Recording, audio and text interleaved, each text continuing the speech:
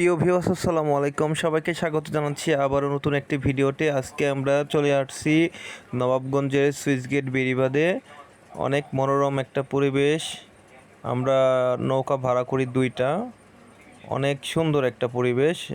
এখানে আসলেই মনটা ভরে যায়। আপনারাও চাইলে আসতে পারেন। সব সুখীরে পার করিতে নেব আনা আনা, তোমার বেলা নেব সখী, তোমার কানের সোনা সখী গো। ও আমি প্রেমের ঘাটের মাঝি, তোমার কাছে পয়সা নেব না।